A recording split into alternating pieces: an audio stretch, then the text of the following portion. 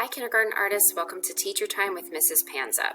For your activity this week, one of your options is to click on the template and fill in the apple with lines and color like Kandinsky. So to do this, when you're in the activity in Seesaw, you're going to click Add Response and the template should appear for you. Now as we're creating the artwork like Kandinsky, we're going to first start with the background and filling in a solid space. So whether you're going to add the lines on the inside for the interior of the apple or lines on the exterior is up to you. I think I'm going to add my lines on the inside of the apple. So down here along the bottom there are different tools that you can use for this activity. I'd recommend either this tool here. When you click on it, you can change the size of the mark that you're making and use your finger, or if you have a special stylus tool, check with your family first. You could possibly use that too. So I'm going to fill that in with solid color, and if you cover up some of those black lines, it's not a big deal. We can go back and fix that in a couple of minutes.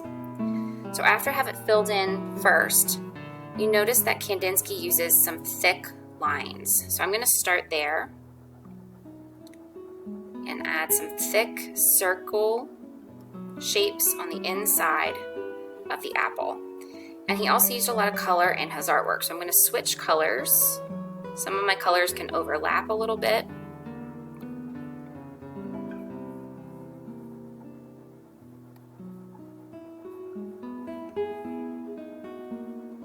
If you want to experiment with switching to another tool, you could do that also.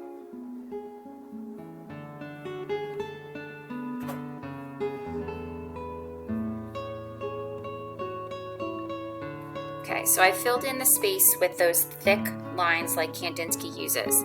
Now I'm going to go back to my tool here and pick one of the smaller circles.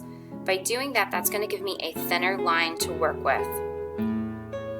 And I'm going to start adding some of those thinner lines on the inside of my shapes.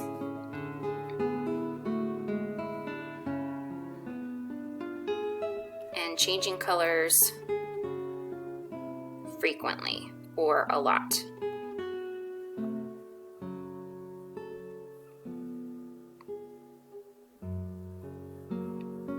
Okay, so now that I've filled in all of my thin lines, I'm going to go back and fill in where I have the leaf for the apple. I'm going to do that with a smaller tool, smaller circle. Okay, so now you should have your lines kind of filling in that space, fill in the leaf, and now what you can also do is look at the space that's around the apple. So I'm going to go to one of those larger circles then for this part, and you could pick any color. I just wouldn't recommend picking the same color that you have on your outermost circle. I'd pick something that has a little bit of contrast so that it shows up there. So I'm going to go with this orange color, and I'm just going to use my finger and kind of go around the outside. Again, if you cover up some of those black lines, not a big deal. I'll show you how to go over those again in just a moment.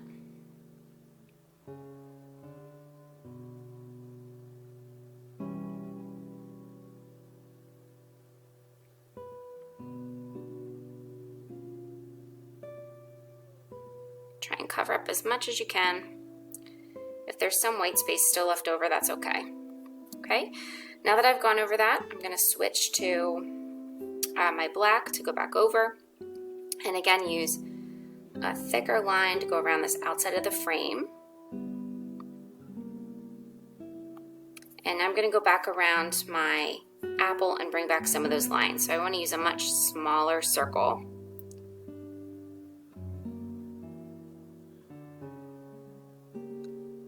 And do your best to just kind of trace around there and bring back some of those lines that were there before.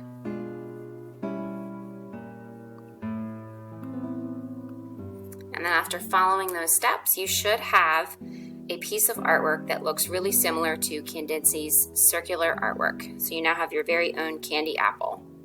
Have fun!